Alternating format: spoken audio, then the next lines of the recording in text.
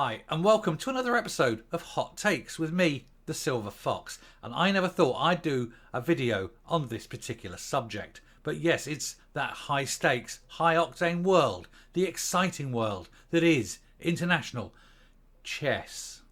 But no ordinary game. Not this time.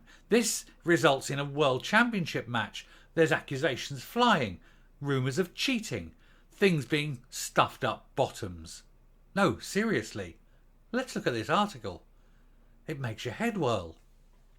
So, did a teenage chess prodigy beat the world's greatest player by using an eye-watering device? Scandal grips the highbrow board game amid cheating rumours, writes Christopher Stevens. Now, this is all to do with Magnus Carlsen, the world's best chess player, probably the best chess player who ever existed, and he's lost a game to a teenager, and he can't just take his biscuits. He's had to accuse the teenager of cheating. Anyway, the inner sanctum of the elite chess has long been a place for the most staid and sober-minded, men and women whose crystalline intelligence and dauntless ability to remain calm under pressure are truly legendary. Actually, these people they tend to be on the on the spectrum. They aren't normal.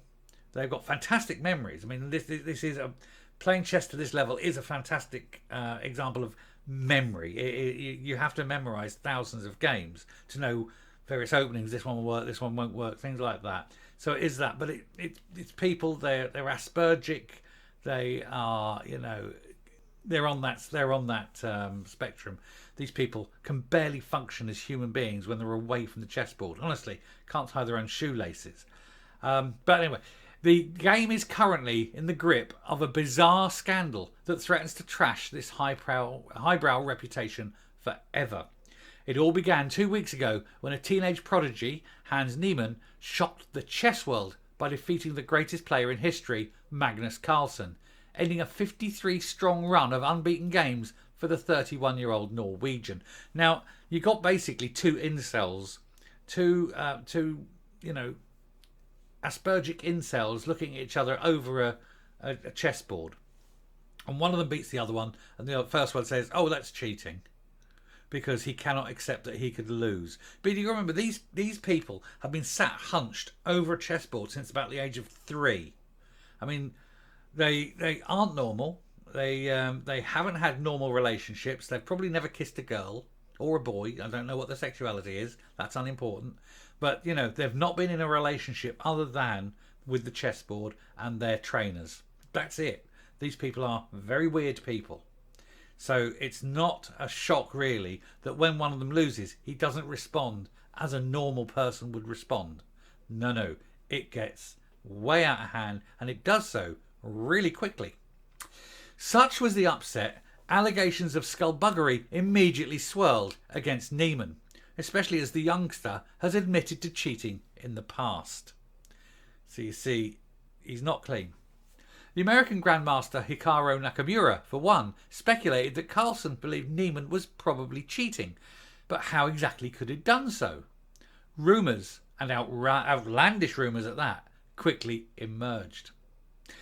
Now, of course, if they're talking here about computers, about to mention computers, we all know that your average chess computer you buy for 50, 60 quid that you can sit at home, they'll beat you, they'll beat me, they'll beat 99% of chess players. They won't beat these grandmasters. The chess machines now are so advanced, but the top grandmasters are even better. But we're only talking about the sort of commercially available ones. But what they may have access to isn't a sort of a little chess machine that you get at home, which will probably use an 8-bit chip or something like that, an old Z80 hanging around.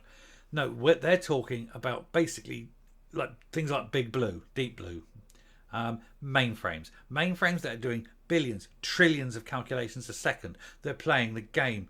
Every move that's made, they're playing a million variations of that game every second, and then they look at the response, and then they look at the response of that response, and then they play out every permutation of that until there's a win. And remember that there's virtually an infinite number of permutations.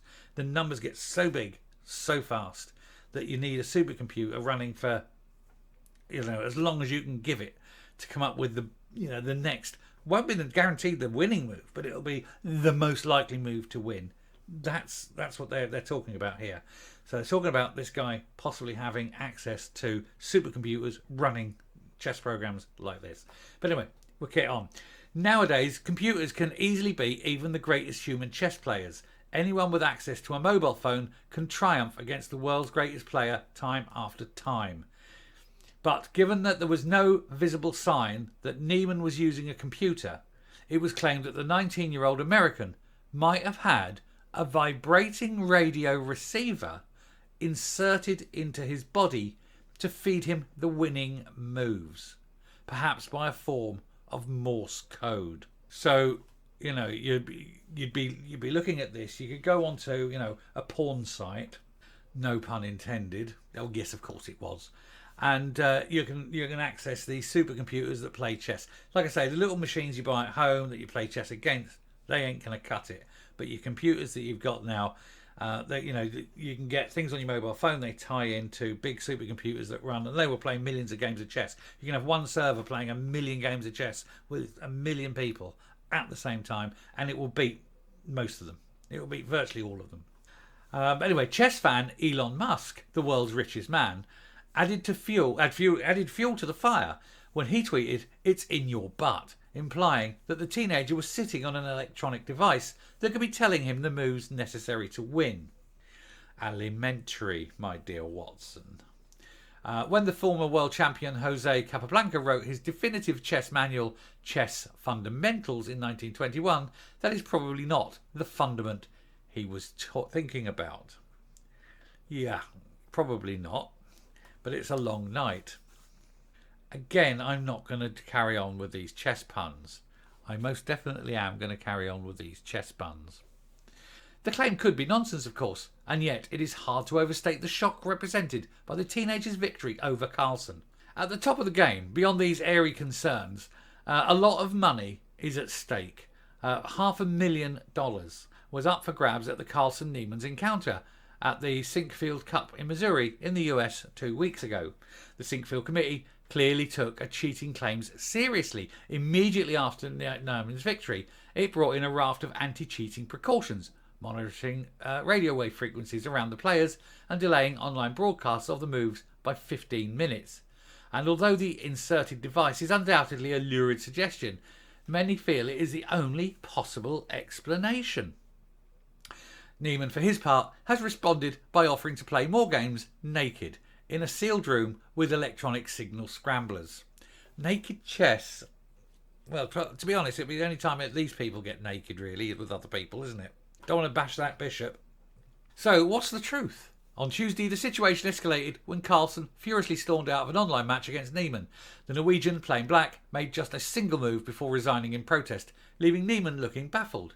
It was a move so sensational that some pundits suggested it would be like Roger Federer storming out the centre court after the first serve with no explanation.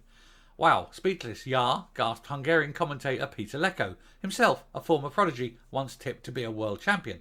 2 days later, and still no one fully understands what's going on because Carlsen refuses to comment. Now, chess is not normally one that you would associate with, you know, this kind of lurid, emotional outburst, riddled behaviour.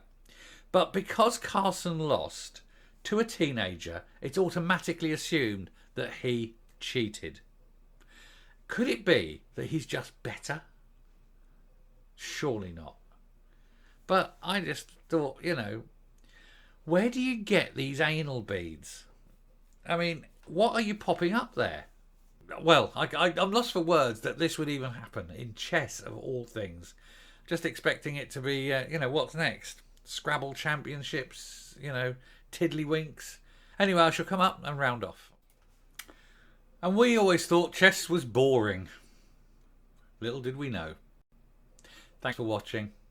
If you like what you're seeing here on the channel, please hit the subscribe button if you haven't already. Ring the bell for notification of future output. Leave a like, leave a comment, please share the video, and until next time, stay safe, stay well, don't castle your way out of trouble, and goodbye.